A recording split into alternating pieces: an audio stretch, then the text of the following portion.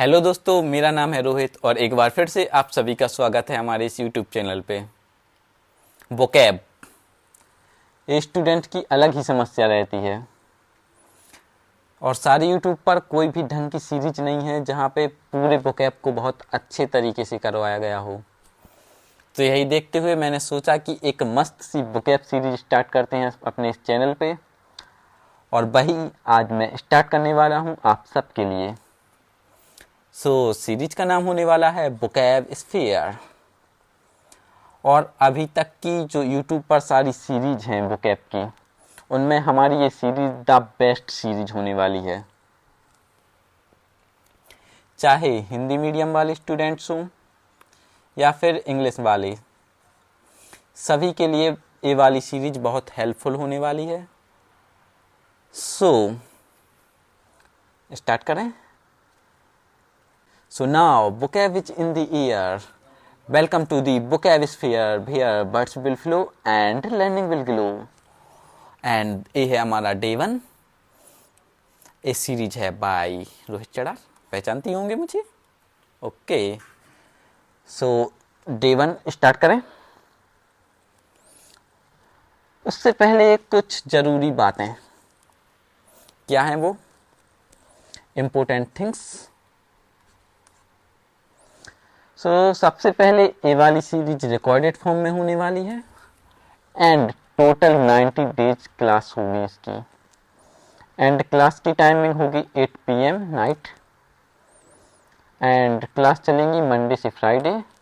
और जो book vocab की मैं कवर करने वाला हूँ वो है हमारी ये वाली बुक, जिसका नाम है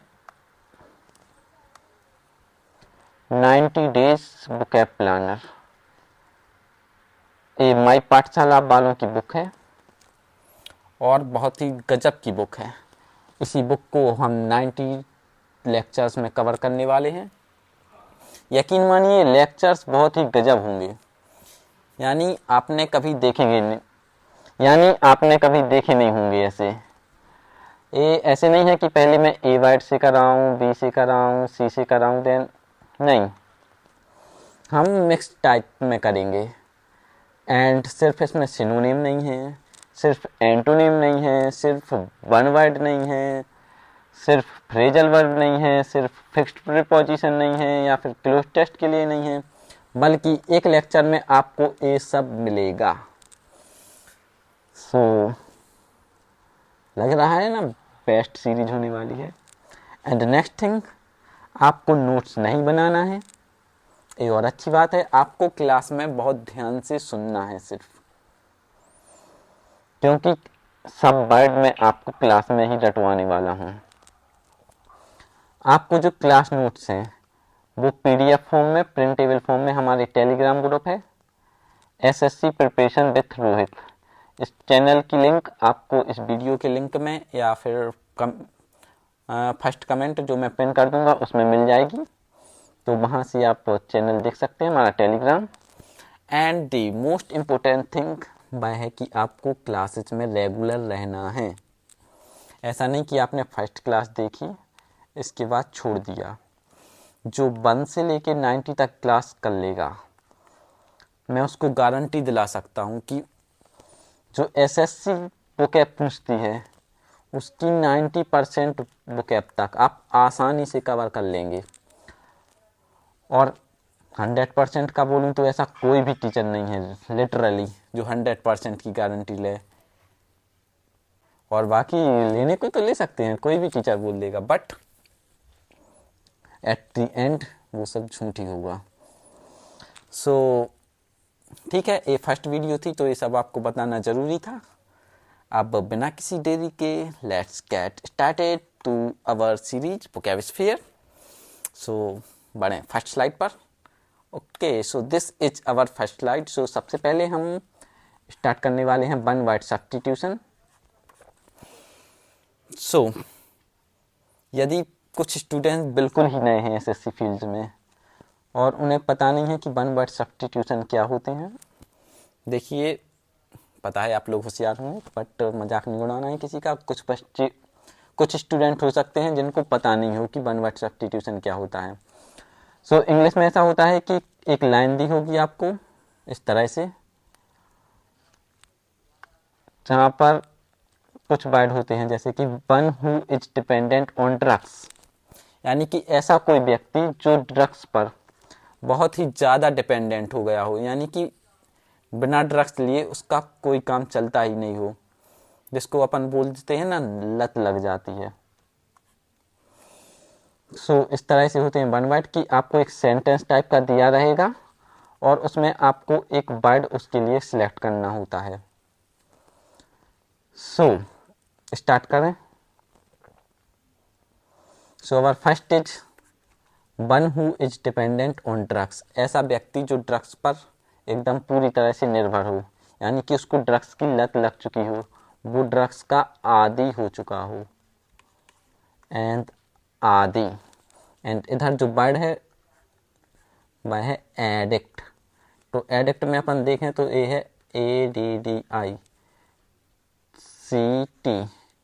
तो इसको अपन थोड़ा सा एडिक्ट आदि, तो इस तरह से इसको याद रख सकते हैं। यानी कि एडिक्ट, जैसे बोलते नहीं है कि सोशल मीडिया का एडिक्ट हो गया है या फिर सिगरेट्स दारू वगैरह का एडिक्ट, तो इस तरह से अपन याद रख सकते हैं एडिक्ट यानी कि आदी या किसी चीज़ की जिसको लत लग चुकी हो। जैसे कि कुछ बच्चों को मोबाइल की भी लत लग जाती है, तो उनको बोलते हैं कि ये मोबाइल फ़ोन का एडिक्ट हो गया है।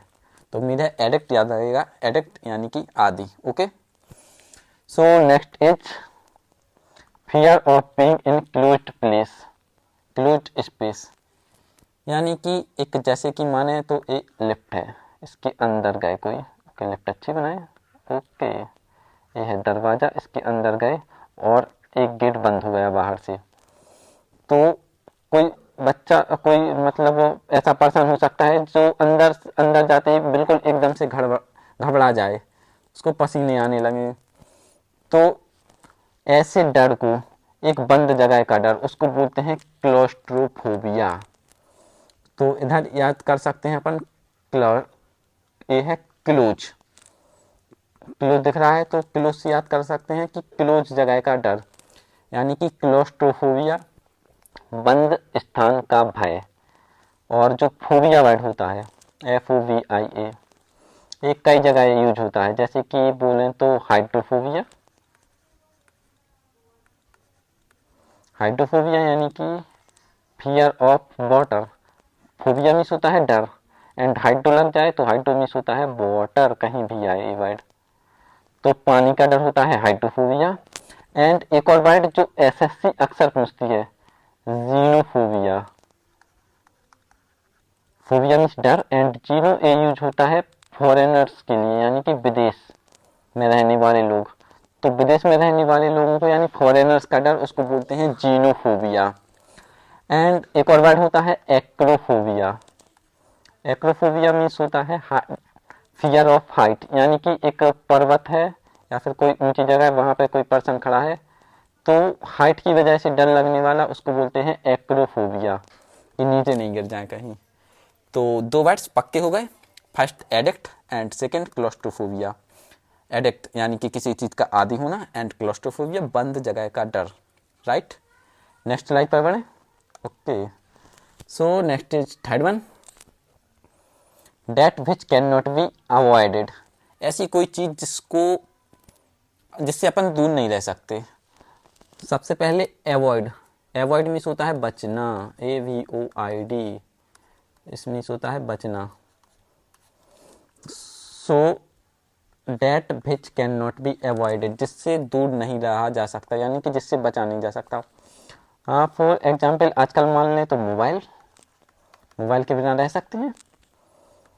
सो ऐसी चीज़ें जिनके बिना मतलब रहना बहुत ही टफ हो, उनको बोलते हैं अनएवॉइडेबल, यानी कि आजकल मोबाइल अनएवॉइडेबल हो चुका है हम लोगों के लिए, यानी कि इससे दूर नहीं रहा जा सकता। देखो एवॉइड मीन्स बचना, एंड अन लगा दें तो जिससे बचा नहीं जा सकता या जिससे दूर नहीं रहा जा सकता, तो वो हो गया अनएवॉइडेबल। हिंदी में बोलते हैं अपरिहार्य। इसको याद रखने की उतनी ज़रूरत नहीं है, बस आपको ये याद रखना है कि अनएवॉइडेबल, जिससे दूर नहीं रहा जा सकता है। फॉर एग्जाम्पल मोबाइल फ़ोन, एकदम लत ही लग गई है। लत के लिए क्या वर्ड यूज़ किया था हमने? Addict, right. सो ऐसा ही सेम है अनएवॉइडेबल, जिससे दूर नहीं रहा जा सकता। ये एडिक्ट अलग था थोड़ा, यानी कि जिसकी लत लग चुकी है, बट जिसके बिना नहीं रहा जा सकता, उसको लिए वर्ड यूज कर सकते हैं अपन अनएवॉइडेबल। ओके, अनएवॉइडेबल मतलब जिससे दूर नहीं रहा जा सकता, right. Next one is person with complete power using it cruelly. एक कोई पर्सन है, अच्छा बनाए। ओके, ये बैठा है अपने सिंहासन पे, बड़ा सिंहासन है। ओके, सो इसके पास है सारी कंप्लीट पावर्स। ये किसी स्टेट का किंग है। किसको मान लें? Kim Jong Un, right. Kim Jong, ऐसा व्यक्ति जिसके पास सारी पावर्स हैं और वह इसको क्रूअली यूज करता है, यानी कि अपनी जो इसकी प्रजा है उसकी केयर करने की जगह नहीं, बल्कि उन पर अत्याचार करता है। और जो ये मुंह से बोल देगा वो एकदम आदेश बन जाएगा। तो ऐसे इस पर्सन को बोलते हैं टायरेंट। TYRANT। इसकी स्पेलिंग बहुत ज़्यादा आती है स्पेलिंग एरर में, तो इसको याद रखेंगे TYRANT। इसके लिए कोई अलग से ट्रिक तो नहीं है, बट ऐसे याद रख सकते हैं। TYR यानी कि टायर, यानी कि टायर मीन्स होता है थकना। TIRE मीन्स होता है वैसे टायर मीन्स थकना। सो टायर, कोई पर्सन थक गया है, एंड कोशिश करते करते कोई पर्सन टायर हो गया है, एंड अंत में वह ऐसा एक राजा बन गया है, एंड उसने बहुत ज़्यादा एफर्ट किए, तो उस वजह से वह लोगों पर अत्याचार कर रहा है कि उसे जो सब मिला है वह एंड में मिला है, एंड अब जो पॉसिबल है वह जनता से वसूलेगा। तो इस तरह से थोड़ा बहुत रिलेट कर सकते हैं, बट डायरेक्ट याद कर सकते हैं। टायरेंट, तानाशाह एकदम मैच करता है। ओके, सो अनएवॉइडेबल मीन्स हुआ मतलब जिससे बचा नहीं जा सकता, एंड टायरेंट ऐसा पर्सन जो जनता पर अत्याचार करे एंड जिसके पास टोटल पावर हो। सो 4 कंप्लीट हुए, नेक्स्ट पर बढ़े, राइट। 5वां, अपोजिट वार और यूज ऑफ फोर्स, यानी कि ऐसा व्यक्ति जो अपोज, सबसे पहले अपोज मीन्स भी याद रखना है। अपोज मीन्स होता है विरोध करना। ओके, सो ऐसा पर्सन जो ये सही लिखा, ठीक है। वॉर या फिर यूज ऑफ फोर्स यानी कि सेना, ऐसा पर्सन जो युद्ध या सेना का अपोज करे यानी कि विरोध करे, यानी कि जो शांति प्रिय आदमी हो, जैसे कि Gandhi ji. Okay, perfect example. So इसको हिंदी में बोलते हैं शांतिवादी, बट हिंदी पे उतना कंसंट्रेट नहीं करना है आप लोगों को, क्योंकि एग्जाम में हिंदी नहीं आना है। आपको ये दिखेगा पैसिफिस्ट, वैसे कुछ मैच कर रहा है। पैसिफिक ओशियन नाम सुना है? सबसे बड़ा ओशियन है पैसिफिक ओशियन, यानी कि प्रशांत महासागर। पैसिफिक, प्रशांत, राइट, यानी कि शांत, एंड पैसिफिक सेम से मैच करते हैं, यानी कि शांति प्रिय। पैसिफिक मीन्स होता है शांति प्रिय, लाइक महात्मा गांधी। सो याद रहेगा, पैसिफिक यानी कि प्रशांत महासागर, एंड जो शांत रहे या शांति प्रिय आदमी हो या शांतिवादी हो। ओके, सो ठीक है, आपको याद रहेगा पैसिफिक यानी कि शांतिवादी। Next, not concerned with right और रॉन्ग, यानी कि ऐसा कोई पर्सन जिसको चिंता नहीं हो कि क्या गलत सही है और क्या गलत, तो ऐसे पर्सन को बोलते हैं अमोरल, यानी कि कोई नीति जिसको पता ही नहीं है, यानी कि कोई ऐसा पर्सन जो चिंता ही नहीं करता कि हम सही कर रहे हैं कि गलत कर रहे हैं। तो एक तो मोरल यानी कि नैतिक, and this is amoral, so नीतिहीन। So it's lots of easy to learn, जैसे कि मोरल वैल्यूज होती हैं, यानी कि हिंदी में बोलें तो नैतिक गुण, राइट।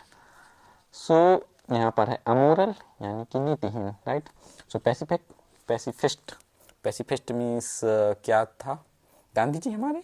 या पैसिफिक ओशियन जो शांत है, शांति प्रिय, शांतिवादी, and this is moral, and moral का अपोजिट अमोरल, जो राइट एंड रॉन्ग, क्या सही क्या गलत, इसकी चिंता नहीं करता है, so that is amoral. Next बढ़े। Okay, so next slide is slide number 7। ऐसी चीज नो लॉन्गर इन यूज, ऐसी चीज जिसका मतलब जो पुराने ज़माने में या पिछले ज़माने में जो बहुत ज़्यादा ट्रेंडिंग में रहती थी बट अब उसको उतना ज़्यादा यूज नहीं कर रहे हैं, तो ऐसी चीज़ों को बोलते हैं ऑब्सोलीट। ये बहुत ज़्यादा इम्पोर्टेंट है, याद रखिए, OBSOLETE, ऑब्सोलीट। ऑब्सोलीट यानी कि जिसको अपन यूज नहीं कर रहे हैं, तो इसको याद कैसे रखें, डायरेक्ट रखिए। ऐसी चीज़ें जो पहले अच्छी बहुत ज़्यादा ट्रेंडिंग में रहती थी, तो ट्रेंडिंग का अपोजिट हो जाएगा, या फिर जो बहुत ज़्यादा अभी अपन यूज कर रहे हैं तो इसका अपोजिट हो जाएगा ऑब्सोलीट, यानी कि जो पहले तो बहुत ज़्यादा यूज होता था उनका बट अभी ऑब्सोलीट हो चुकी हैं। जैसे वो एग्जाम्पल दें तो कीपैड फ़ोन्स, ऐसे फ़ोन आते थे, इसमें बटन होते थे ऐसे ऐसे ऐसे ऐसे ऐसे ऐसे, राइट, बट अभी इसका यूज नहीं करते, पहले बहुत ज़्यादा होता था, तो इसको बोल सकते हैं कि ये ऑब्सोलीट हो चुका है, यानी कि अप्रचलित, प्रचलन से बाहर हो चुका है। सो ये था ऑब्सोलीट। नेक्स्ट, डन सीक्रेटली और अवॉइड बीइंग नोटिस्ड, ऐसा कोई कार्य जो सीक्रेटली किया जाए एंड जो सबकी नज़र से बच के, उसको क्या बोलेंगे, उसको बोलेंगे सररेप्टिशियस। स्पेलिंग इज मोस्ट इम्पोर्टेंट क्योंकि एसएससी पूछती है, SURREPTITIOUS,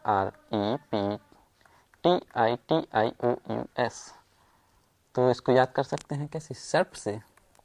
सर्प यानी कि इंग्लिश में बोलें स्नेक, सांप। सांप कैसा चलता है, छिपकर, जैसे ये है ग्रास एंड ये जा रहे हैं हमारे सांप भैया, तो सांप भैया चलेंगे छिप के, तो ऐसी चीज़ जो सीक्रेटली हो, लाइक स्नेक छिप छिप के चलता है, उसको बोलेंगे सररेप्टिशियस, ये है सर्प। ओके, याद रहेगा, ऑब्सोलीट जो प्रचलन से बाहर, सररेप्टिशियस कोई चीज़ जो गुप्त है। ओके, बड़े नेक्स्ट स्लाइड पे, ये रही नेक्स्ट, नॉट इजिली अंडरस्टूड और डिकोडेड, ऐसी चीज़ जो आसानी से नहीं समझी जा सकती या जिसको आसानी से डिकोड नहीं किया जा सकता। एग्जाम्पल दोगे क्या, हड़प्पा की स्क्रिप्ट, राइट, अभी तक किसी ने समझी नहीं है, तो ऐसी स्क्रिप्ट को बोलेंगे क्या अपन, अनडेसिफरेबल। इसकी भी स्पेलिंग याद रखना है, यानी कि हिंदी में अपाठ्य, उतना हिंदी पे ध्यान नहीं देना है आपको, इंग्लिश पे देना है, अनडेसिफरेबल। इससे पहले मैं बताऊं तो डेसिफर इसका मतलब होता है समझना, ऐसी चीज जो समझी ना जा सके उसको वो हो जाएगी अनडेसिफरेबल, राइट। जैसे हड़प्पा की स्क्रिप्ट, उसको बोल सकते हैं अनडेसिफरेबल स्क्रिप्ट, या अलग एग्जाम्पल दें तो अनडेसिफरेबल राइटिंग, या फिर कोई वॉइस आ रही है जो इतनी साफ नहीं है तो उसको बोल सकते हैं अनडेसिफरेबल, यानी कि समझ में नहीं आ रही है। Next is 10th, experienced person, ऐसा पर्सन जो बहुत एक्सपीरियंस्ड है उसको बोलते हैं क्या, veteran, VETERAN। For example Sachin Tendulkar, right, he is a veteran of cricket field, sorry, यानी कि वो क्रिकेट फील्ड के बादशाह हैं एक तरह से। सो वेटरन यानी कि बहुत ज़्यादा अनुभव हो चुका है किसी फील्ड का, जैसे कि म्यूजिक का वेटरन हो सकता है, म्यूजिक की फील्ड का, या स्पोर्ट्स की फील्ड का। फॉर एग्जांपल उसेन बोल्ट को बोल सकते हैं ये वेटरन ऑफ एथलेटिक्स, राइट। सो ये हुआ 10th नंबर। नेक्स्ट पर जाएं, number 11th, something that can be done, उसको बोलते हैं feasible. For example feasible reaction होती है, यानी कि जो हो सके, यानी कि जो संभव हो, जैसे कि SSC CGL, ओके, इसमें रैंक 1 लाना फीजिबल है, बिल्कुल है, मेहनत कीजिए जरूर आ जाएगी। So something that can be done, ऐसी चीज़ जो की जा सके, यानी कि जो संभव उसको बोलते हैं फीजेबल, FEASIBLE। इधर ए नहीं आता है, आई आता है, इसका ध्यान रखना है एकदम अच्छे तरीके से, feasible, right. 12th, foreigner settling in another country, okay, ठीक है। ए इमिग्रेंट यानी कि आप्रवासी, तो प्यारा भारत देश बनाए कुछ इस तरह से है हमारा इंडिया, राइट, ओके। एंड ये कोई फॉरेन कंट्री है, तो मान लेते हैं एक पर्सन इंडिया से इधर गया, तो इस वाले कंट्री में इसको बोलेंगे IMMIGRANT, इमिग्रेंट। एंड सिंस ये इंडिया से गया है, तो जिस जगह से गया है उधर इसको बोलेंगे EMIGRANT,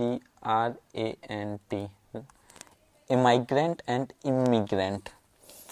प्रोनाउंसिएशन आप चेक कर सकते हैं गूगल से। तो इधर ई आता है एंड इधर आई आता है, याद कैसे रखें, इधर पर ए आया है, यानी कि एग्जाम्पल कोई लड़की है तो इधर आई है, तो आई के लिए आई। एंड इधर से गया है, यानी कि इधर से एग्जिट हुआ है, तो exit and E is here. So इस तरह से याद रख सकते हैं, immigrant and emigrant, okay. Next slide. So 13, get at public places with 10 style.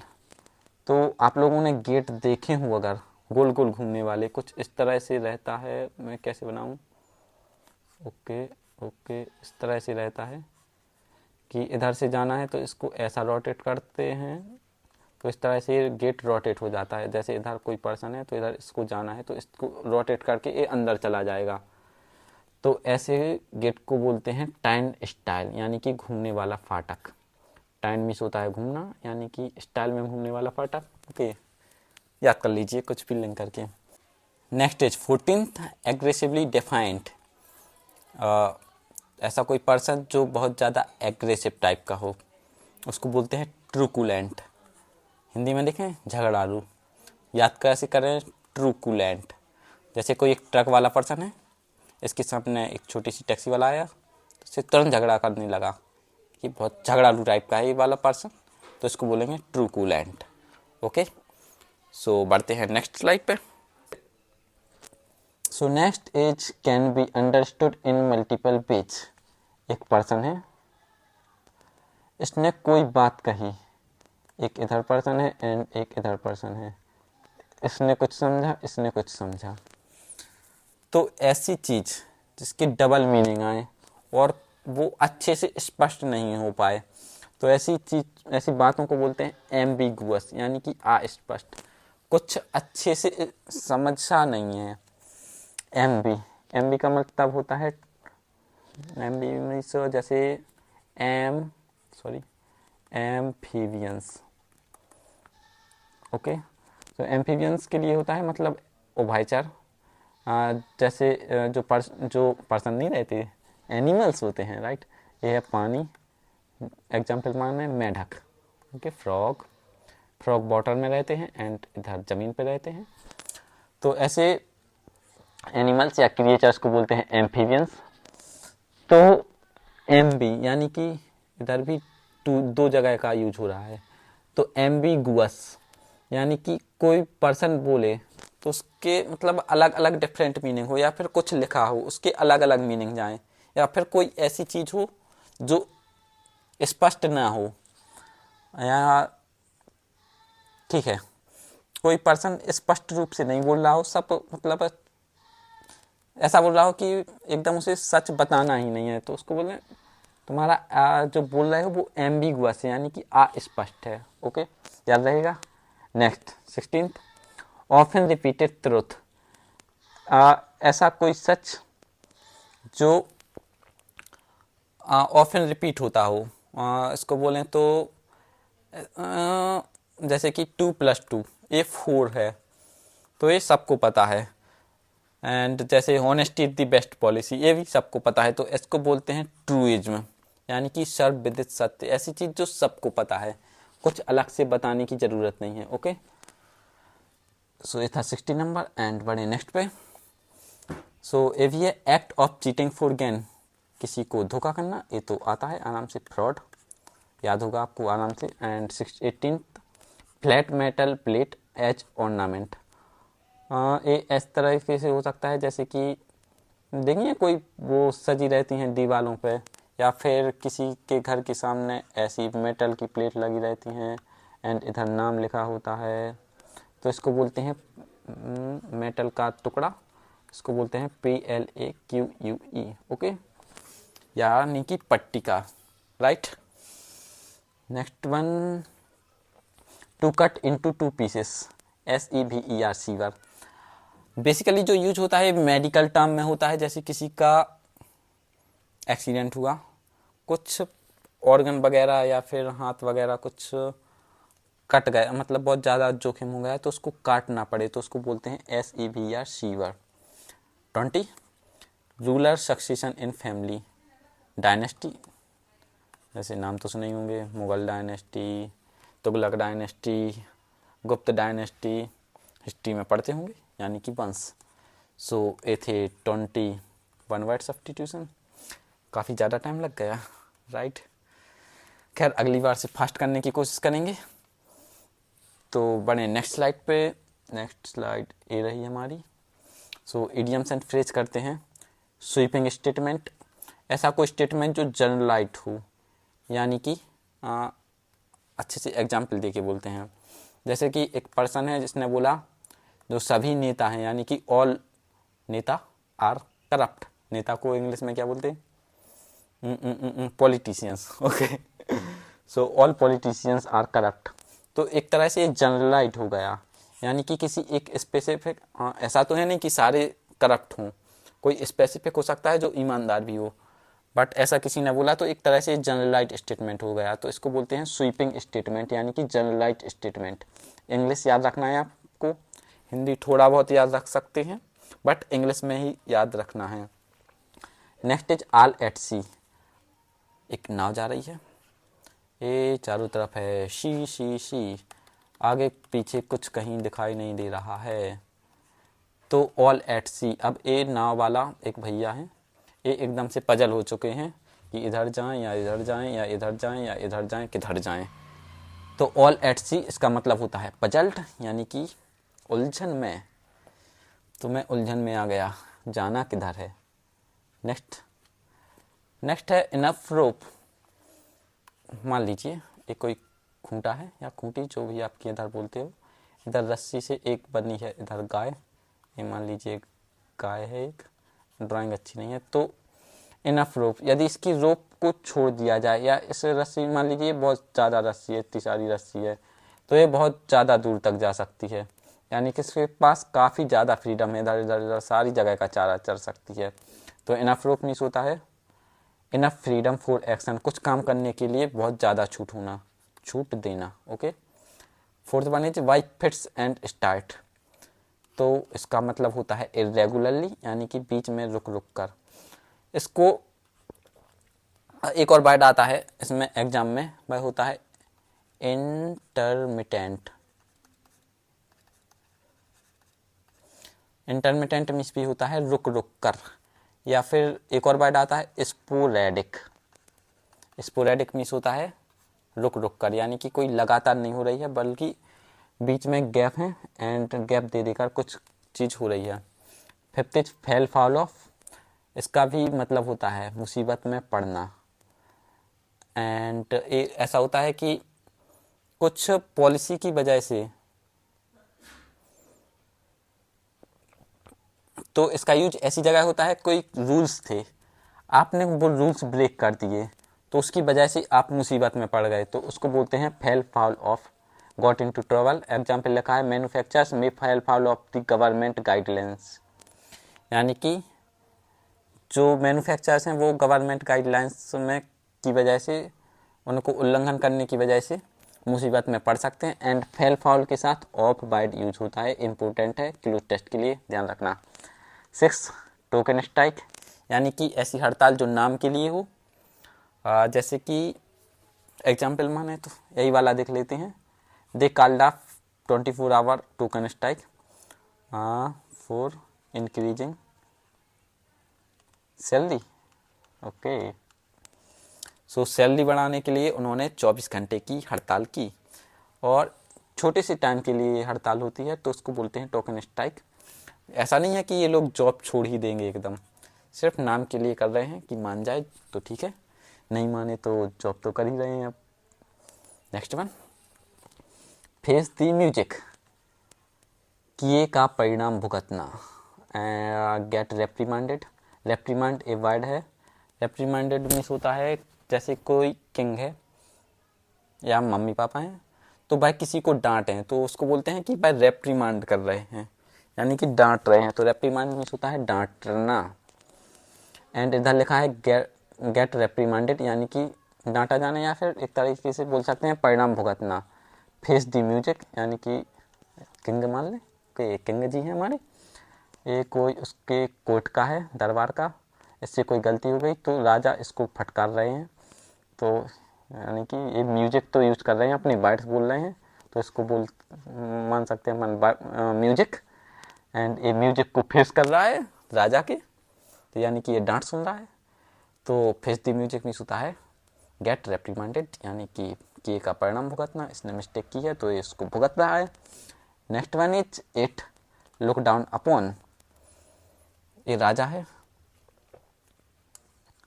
और इधर उसकी प्रजा है, तो राजा का सिंहासन इतना ऊंचा होता है, और लुक डाउन अपॉन ये इधर से देख रहा है, यानी कि हेट इंटेंसली, यानी कि तुच्छ समझना, राजा इसको तुच्छ समझ रहा है कि तुम्हारी औकात कुछ नहीं है हमारे सामने।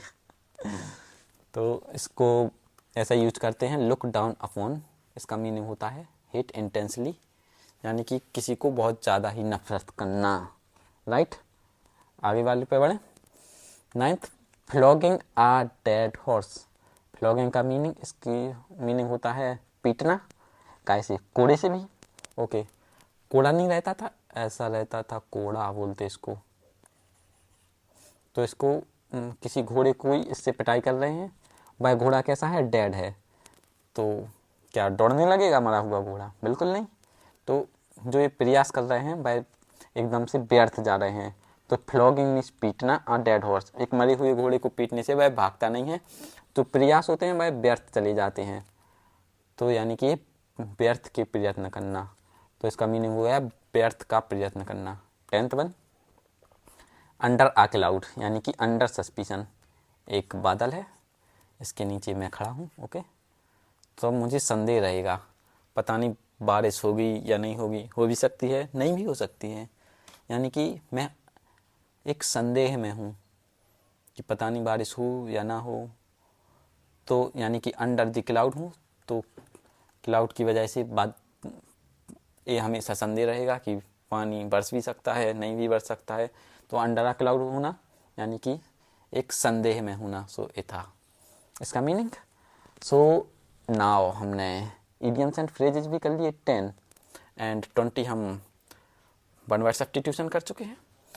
अब आते हैं बाइट सीरीज पे, इसमें कुछ वर्ड होंगे, उनके सिनोनिम्स होंगे लाइक दिस एंड एंटोनिम्स होंगे लाइक दिस। तो सबसे पहला वर्ड है इंट्रीपिड, ये मोस्ट इंपोर्टेंट वर्ड है, एसएससी अधिक बार पूछती है, अधिकतर ही पूछती है। इंट्रीपिड मीन्स होता है कोई साहसी हो, यानी कि निडर हो, कोई किसी से डरता नहीं है, ये लिखा है निडर, इसको बोल सकते हैं साहसी, यानी कि बहुत हिम्मत वाला person.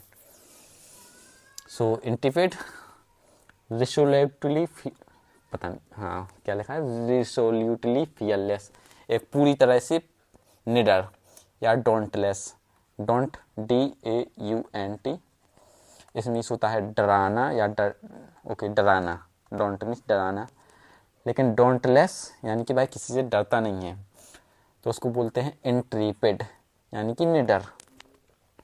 The intrepid journalist entered the bar zone without hesitation, एक इंट्रीपिड जर्नलिस्ट जानते हैं जैसे कि आज तक वाले, वो नहीं है जर्नलिस्ट, वो तो डरते हैं सॉरी, इंट्रीपिड मीन्स निडर, जो निडर जर्नलिस्ट था उसने बार जोन में इंटर किया और उधर से वो रिपोर्ट दे रहा था विदाउट हेसिटेशन, बिना किसी हिचकिचाहट के, तो इंट्रीपिड मीन्स साहसी, ऐसा कोई जर्नलिस्ट जो बार जोन के अंदर जाके रिपोर्टिंग कर रहा हो साहसी होगा। इसके सिनोनिम्स देखें तो डोंटलेस, ये हम देख चुके हैं, इधर लिखा था डोंटलेस एंड ऑडेशियस। तो कैसे याद करें ऑडेशियस? ऑडी, किसी के पास ऑडी कार है तो वह ऑडेशियस है, साइज ही होगा, याद रख सकते हैं थोड़े के लिए। Okay, antonyms cowardly. तो ब्रेव, ब्रेव सुना है, ब्रेव मीन्स बहादुर होता है, BRAVE। तो ये हिंदी मीडियम वालों के लिए मैं अच्छे से बोलता जा रहा हूँ, तो इंग्लिश मीडियम वालों को तो आता ही होगा, हिंदी मीडियम वालों को भी आता होगा वैसे ब्रेव। तो ब्रेव का अपोजिट होता है कावार्डली। तो इसका एंटोनिम है, यानी कि इसका उल्टा। तो इंटेपेड मीन्स निडर एंड कावार्डली मीन्स कायर, जो सबसे डरता है, या फियरफुल, फियरफुल मीन्स होता है जो डरने वाला, जो सबसे डरता हो।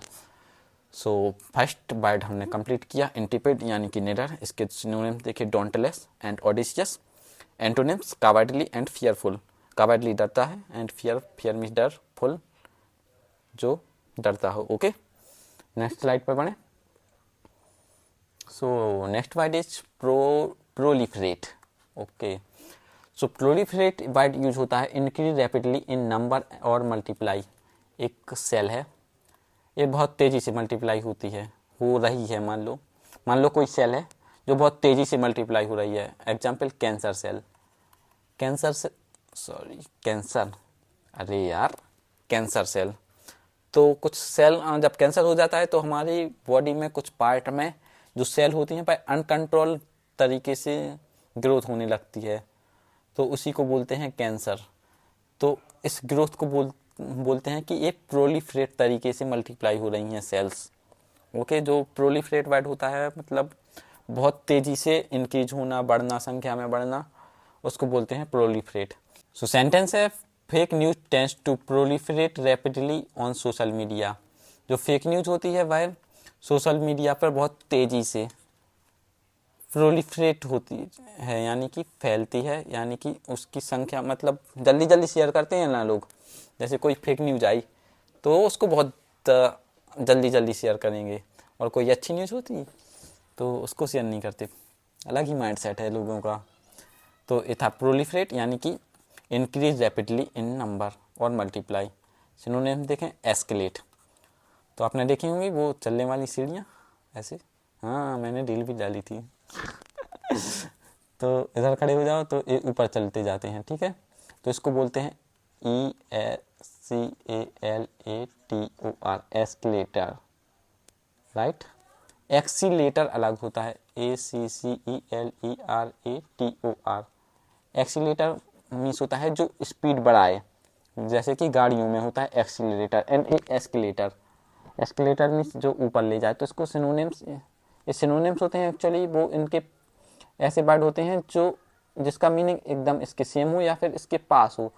जैसे इन नंबर में बढ़ रहे हैं, बट एस्केलेटर भी अपन को ऊपर ले जा रहा है, यानी कि कुछ इंक्रीज ही हो रहा है। लाइक एक्सपेंड, एक्सपेंड होता है वर्ड फूलने के लिए, जैसे कि एक गुब्बारा है, ओके, तो इसमें हवा भरें तो ये एक्सपेंड होगा, यानी कि फूलेगा।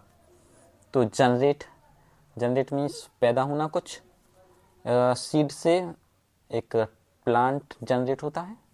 बर्जियन, ये इम्पोर्टेंट वर्ड है। ये बर्जियन एक तरह से ग्रो ट्रीज फसलों के लिए यूज होता है, कुछ मतलब बहुत ज़्यादा चारों तरफ फल फूल रही है फसल, तो उसके लिए बर्जियन वर्ड यूज होता है। सो इथे सिनोनिम्स, एंटोनिम्स देखें, लेसन यानी कि लेस हो जाना, कम हो जाना। श्रिंक, श्रिंक वर्ड यूज होता है सिकुड़ना।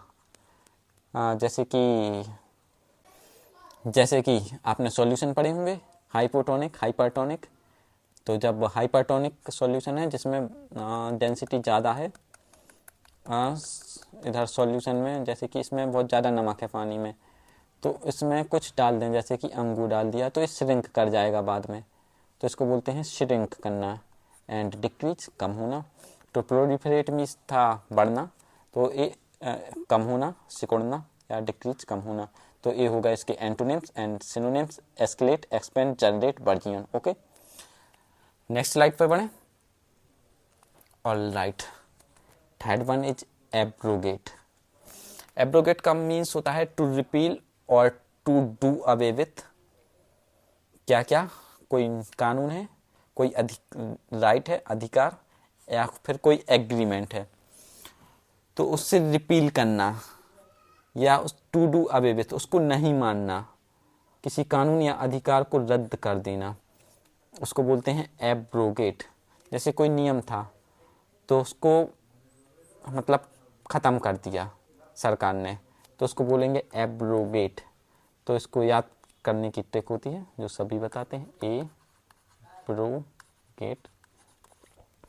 तो एक हमारा ब्रो है, तो आ ब्रो, तुझे मैं गेट तक छोड़ दूँ, हमारी दोस्ती का एग्रीमेंट था भाई, ख़त्म होता है। ठीक है। सो ये था एब्रोगेट, यानी कि कोई एग्रीमेंट, लॉ, राइट ख़त्म करना।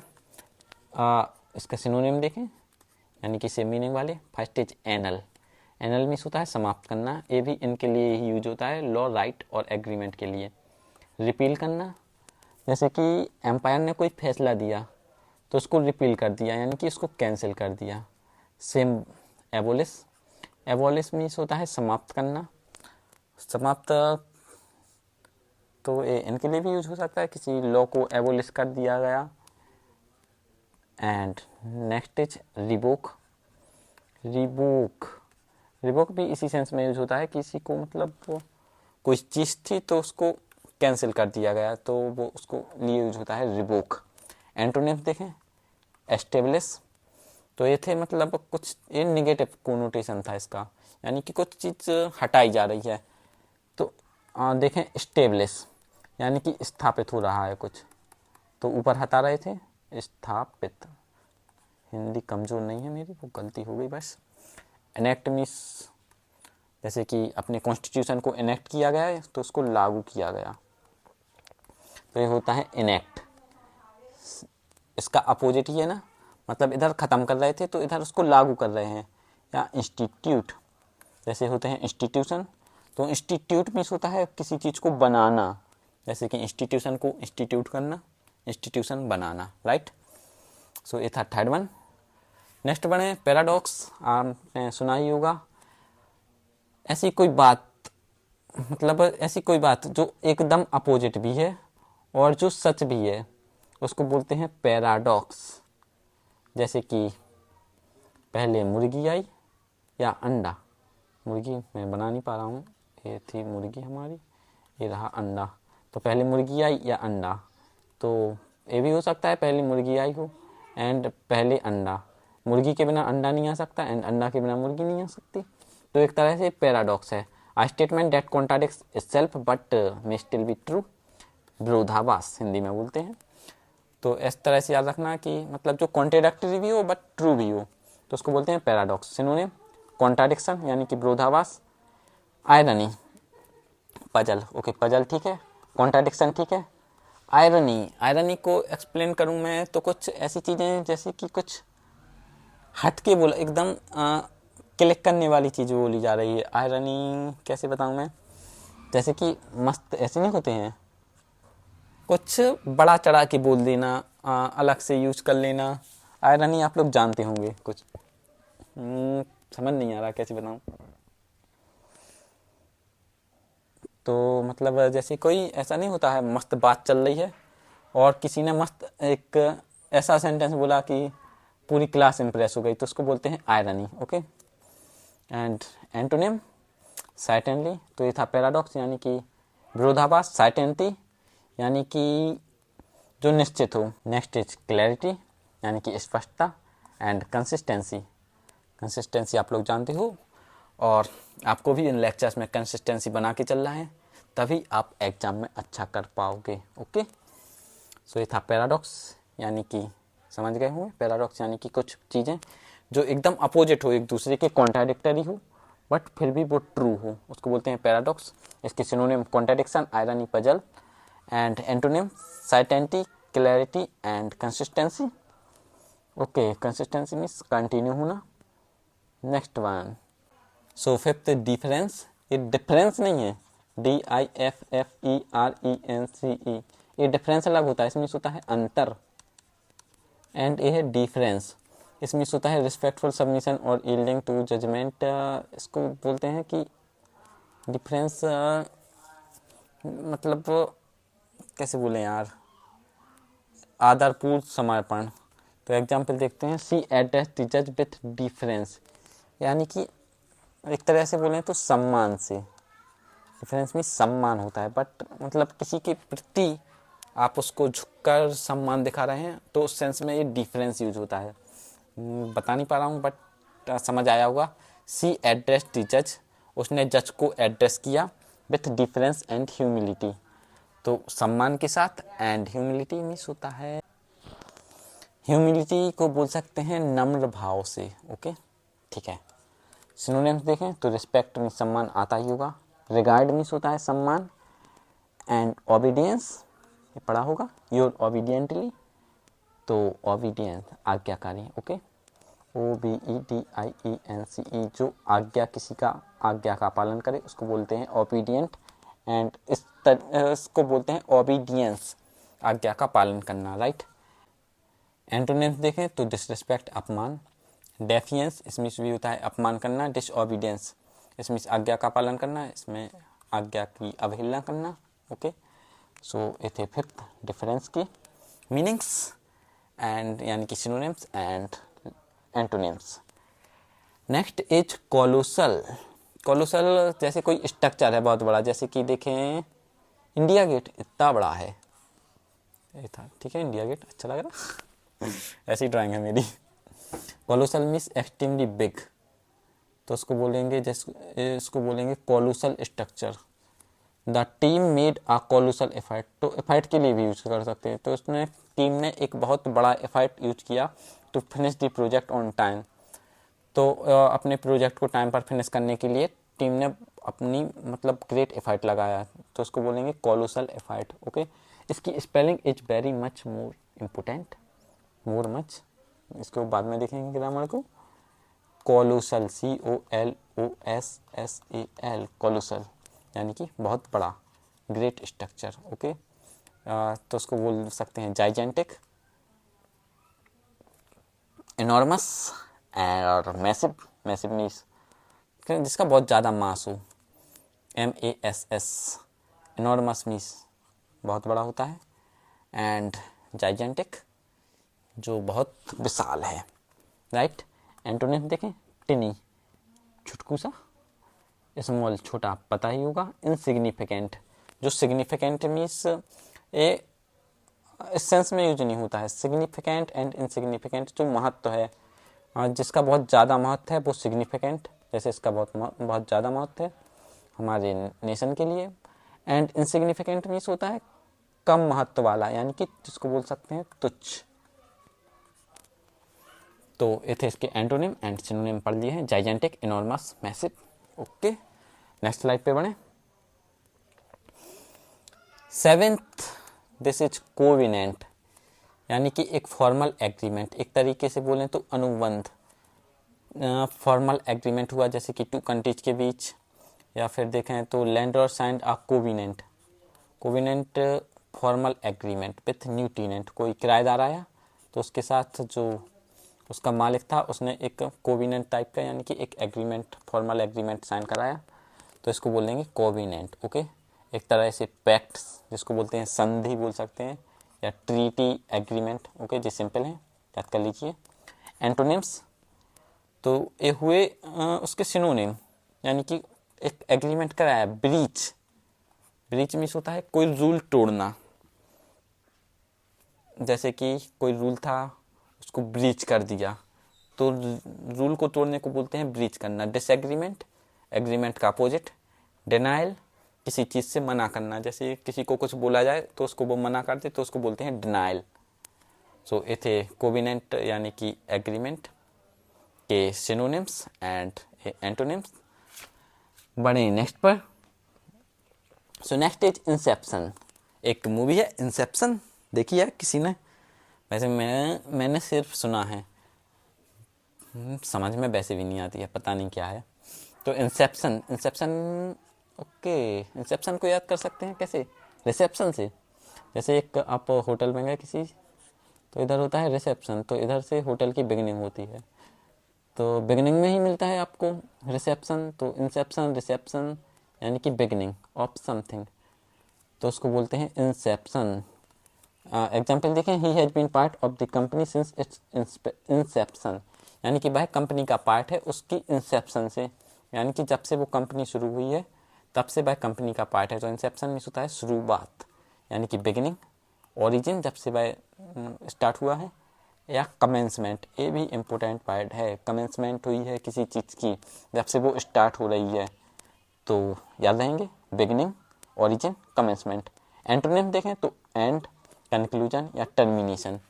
एंड मीन्स दी एंड, देखा होगा तो एंड मीन्स समाप्ति। कंक्लूजन, आपने कभी ऐसे वगैरह लिखे हो तो नीचे कंक्लूजन लिखी जाती है। एंड टर्मिनेशन, एक मूवी नहीं है टर्मिनेटर, ओके, तो टर्मिनेटर से याद कर सकते हैं टर्मिनेशन, यानी कि किसी चीज़ की समाप्ति हो रही है, टर्मिनेशन। या जैसे ये आया है टर्म से, टर्म इस होता है समय काल, तो टर्मिनेशन जब समय समाप्त हो गया तो उसका टर्मिनेशन हो गया। सो ये था 8 इंसेप्शन के सिनोनिम एंटोनिम्स, देख लिए होंगे आपने। Next one, obnoxious, extremely unpleasant और ऑफेंसिव। ऐसा कोई पर्सन या कोई एक्ट पर्सन का या फिर बिहेवियर जो बहुत ज़्यादा बेकार है, गंदा एक टाइप से, तो उसको बोलते हैं ऑब्नॉक्सियस। तो आप ये पढ़िए तो सोचिए कि ये खराब सा है, ऑब्नॉक्सियस, ओके, यानी कि एक तरीके से बोलें तो घृणित, अप्रिय, बिल्कुल भी अच्छा नहीं है, तो वो होगा ऑब्नॉक्सियस। इसके सिनोनिम देखें तो नेस्टी, ऑफेंसिव, रिपल्सिव। ए अट्रैक्शन सुना होगा आपने, अट्रैक्शन मीन्स होता है पास आना, एंड इसका अपोजिट होता है रिपल, LSION, दूर दूर जाना। जैसे मैग्नेट होती हैं जो, उसके अपोजिट पोल्स अट्रैक्ट करते हैं एक दूसरे को, एंड सेम पोल रिपल करते हैं, तो उसी से होता है रिपल्सिव, यानी कि कोई चीज़ ऐसी है जिसको देखकर ही आप दूर भाग रहे हो, तो ऐसी चीज़ को बोलते हैं रिपल्सिव। ऑफेंसिव आपको पता ही होगा, तब वो कोई सब जो मतलब एकदम से झगड़ालू टाइप का है, या फिर समझ आ रहा होगा ऑफेंसिव। जैसे ऑफेंसिव लैंग्वेज भी होती है, ख़राब लैंग्वेज, गंदी। एंड नेस्टी मीन्स, नेस्टी का भी मीनिंग यही होता है सेम, जिससे जो पसंद ना आए, ना एकदम नेस्टी है, वो एक थे ऑब्नॉक्सियस के सिनोनिम्स। एंटोनिम देखें, प्लीजेंट, बहुत ज़्यादा सुहावनी है, चार्मिंग, एकदम से फूल बरस रहे हैं, चार्मिंग है। डिलाइटफुल, यानी कि देखकर ही मुस्कान आ जाए, तो ये थे एंटोनिम्स। तो ऑब्नॉक्सियस का अर्थ है घृणित, इसका मीनिंग, एंड एंटोनिम्स घृणित के अपोजिट, यानी कि जो बहुत ज़्यादा प्रिय है, प्लीजेंट, सुहावनी है, चार्मिंग, एंड अट्रैक्टिव भी इसको बोल सकते हैं, अट्रैक्टिव एंड डिलाइटफुल। नेक्स्ट पर बढ़े, ओके। सो 9 हो चुके हैं, and this is 10th one, grandeur. तो इसमें एक वर्ड है GRAND, जैसे अपन बोलते हैं ग्रैंड बिल्डिंग, यानी कि बहुत शानदार बिल्डिंग है, एकदम भव्य है। स्प्लेंडर, ये गाड़ी नहीं है स्प्लेंडर स्प्लेंडर मीन्स भी होता है भव्य। इम्प्रेसिवनेस, एकदम से देख के ही लोग इम्प्रेस हो जाएं, तो उस बोलते हैं ग्रैंडियोर, यानी कि भव्यता। The grandeur of the palace left everyone speechless, जो महल था उसकी ग्रैंडियोर यानी कि उसकी भव्यता ने सबको स्पीचलेस, यानी कि सबके मुंह खुले के खुले रह गए, यानी कि सब लोग देख के भौचक्के टाइप के रह गए। तो ये था मीनिंग ग्रैंडियोर का, यानी कि जो एकदम भव्यता हो, ओके। नेक्स्ट इसके सिनोनिम देखें, मैजेस्टी, मैग्निफिसेंस, ग्लोरी। मैजेस्टी जैसे किंग के लिए नहीं बोलते हैं योर मैजेस्टी, आपकी जय हो, तो ये उस टाइप से यूज होता है। एंड मैग्निफिसेंस, वो एकदम से looking like a wow, magnificent, right, तो ये भी इसका सिनोनिम हुआ, बहुत शानदार।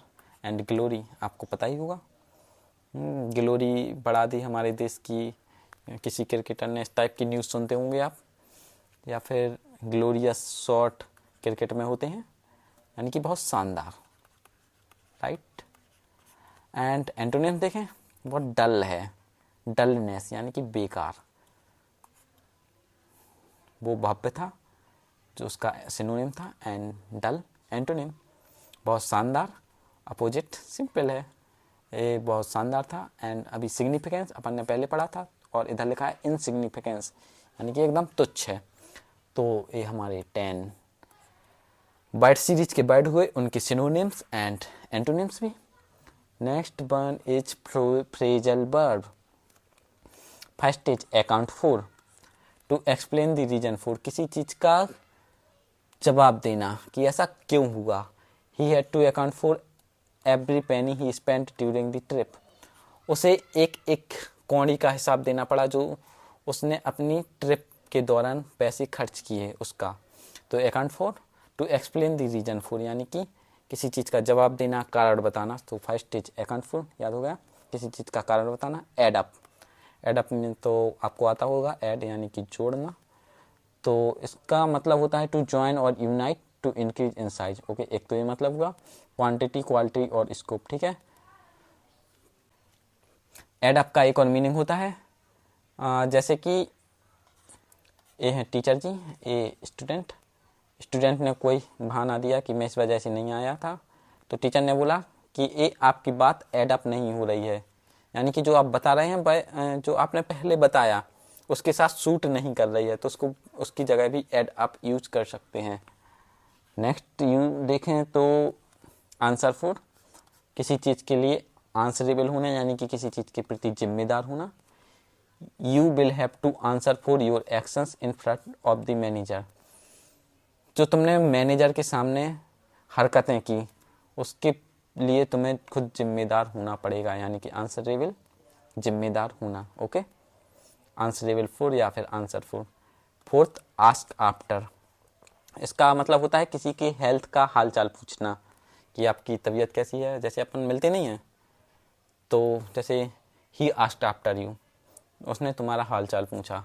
Example, I meet Riya study and she asked after your health, मैं रिया से कल मिला और वह पूछ रही थी तुम कैसे हो। सो ये था एग्जाम्पल। बढ़े नेक्स्ट पर, तो ये हमारी 5th नंबर की फ्रेजल वर्ड आस्क फॉर। वो था क्या, आस्क आफ्टर, किसी का हालचाल पूछना। आस्क फॉर, किसी चीज़ का डिमांड करना। She is planning to ask for a raise next month, तो वह सी इज प्लानिंग, वह प्लान कर रही है टू आस्क फॉर यानी कि मांगने के लिए। आ रेज, रेज इधर रेज का मतलब होता है जैसे कि किसी लोगों से मांग मांग कर पैसा इकट्ठा किया जाता है, तो उसको बोलते हैं आ रेज। नेक्स्ट मंथ, तो वह अगले महीने एक रेज इकट्ठा करने की प्लानिंग कर रही है, यानी कि लोगों से टू आस्क, मांगने के लिए। ओके, तो टू आस्क मीन्स होता है टू डिमांड करना।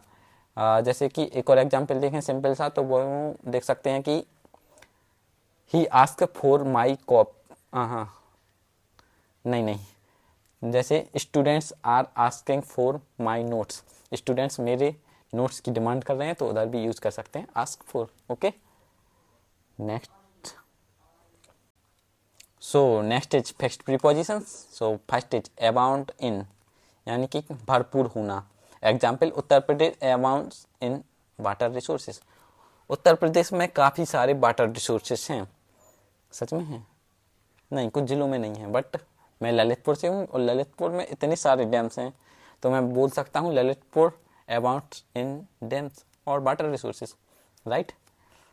तो अबाउंडेंट मतलब किसी चीज़ की बहुत ज़्यादा अमाउंट होना किसी जगह पे। ओके, एंड सेम मीनिंग है अबाउंड विथ का, to be full of something.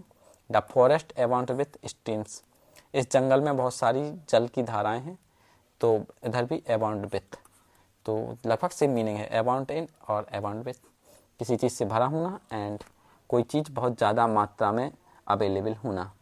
Next, absolve from, ये है फिक्स्ड प्रीपोजिशन। एब्सॉल्व के साथ हमेशा फ्रॉम ही आएगा, एंड ये मैंने बता दिया। तो अबाउंड के साथ हमेशा इन आएगा या फिर विथ आएगा, इसके साथ दोनों आते हैं, बट एब्सॉल्व के साथ हमेशा फ्रॉम आता है, यानी कि इसके साथ फिक्स्ड है। To be free someone from guilt और ब्लेम, किसी पर्सन को एक गिल्ट से या फिर कोई उस पर आरोप लगा था उससे मुक्त करना, यानी कि किसी अपराध से मुक्त करना। जैसे कि कोई अपराधी बना गया, पुलिस पकड़ ले गई, कोर्ट में गया, कोर्ट ने इसको फ्री कर दिया, तो उसको अपराध से मुक्त कर दिया, तो इसको बोलते हैं absolve from. Okay. Fourth is absorb in. एक तो एब्जॉर्ब होता है वाटर का, बट ये एब्जॉर्ब्ड इन, किसी चीज़ में लगा होना बहुत ज़्यादा तरीक़ा से। तो SSC CGL या CHSL या और कोई भी एग्ज़ाम जो आप दे रहे हो उसमें आपको क्लियर करना है, अच्छे मार्क्स करना है, तो you have to be absorb in studies. आपको स्टडी में डीपली इन्वॉल्व होना पड़ेगा। और इनग्रोस्ड से इन्वॉल्व का सिनोनिम है इनग्रोस्ड, यानी कि उसमें डूबना पड़ेगा एकदम पूरी तरीके से, तब आप सफल हो पाएंगे। He is absorbed in his work. वह अपने काम में पूरी तरह से डूबा हुआ है। एग्जाम्पल।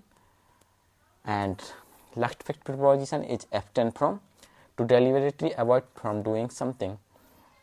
कुछ चीज़ को करने से डेलिबरेटली जानबूझ के बचना। जैसे कि ही एब्सटेन फ्रॉम ड्रिंकिंग, वह पीने से बचता है। क्या? बट शराब, राइट। तो भाई शराब पीने से बचता है। एब्सटेन खराब चीज़ें जैसे कि स्मोकिंग, ड्रिंकिंग, इन सब चीज़ों से जो खराब होती हैं उसके लिए, उससे दूर रहने के लिए एब्सटेन यूज किया जाता है। नेक्स्ट कुछ यूजफुल वर्ड हैं जो मतलब जो प्रोनाउंसिएशन सेम क्लोज टेस्ट से मिस्टेक हो गई टाइपिंग में, sorry. So first is access. जैसे कहीं लिखा नहीं होता है एक्सेस डिनाइड, यानी कि सॉरी एक्सेस 2 ऐसा आएंगे, डिनाइड यानी कि इधर आना मना है, तो इसका मीनिंग होता है अप्रोच करना। The only access to the village is by boat, यानी कि गांव है वहाँ पर केवल नाव के द्वारा ही पहुँचा जा सकता है। तो ACCESS, ओके। तो इसमें होता है किसी जगह पहुँच, approach, okay. So next is accession. Accession means होता है सिंहासन को ग्रहण करना, यानी कि कोई बड़े पद पर बैठना, सिंहासन पर बैठना। कमिंग टू द थ्रोन, जैसे राजा का सिंहासन है तो उस पर बैठना, यानी फिर पहली बार जैसे सिंहासन, जैसे चंद्रगुप्त मौर्य ने उनका कोरोनेशन हुआ था, तो सिंहासन पर बैठने को बोलते हैं असेशन। 1926 बाद the year emperor Hirohito, Rohit लिखा है, असेशन टू द थ्रोन, यानी कि जब जो एम्परर थे ए वाले रोहित जी, वो अपने थ्रोन पर बैठे, ओके। एक्सेस मीन्स होता है अधिकता, मोर देन डिजायर्ड, ज़रूरत से अधिक, तो उसको बोलते हैं access. And finally we are on the last slide. इधर भी गलत हो गया है कि मैंने कॉपी पेस्ट किया था। सो फर्स्ट है एक्सेप्ट, ACCEPT, स्वीकार करना। जैसे फ्रेंड रिक्वेस्ट एक्सेप्ट करते हैं यानी कि स्वीकार, ओके। एक्सेप्ट के अलावा except you everyone is wrong, तुम्हारे सिवा सब खराब है, एक्सेप्ट, ओके, के अलावा। And last one is expect, यानी कि आशा करना। जैसे कि इसका एग्जाम्पल कैसे दूँ, ओके।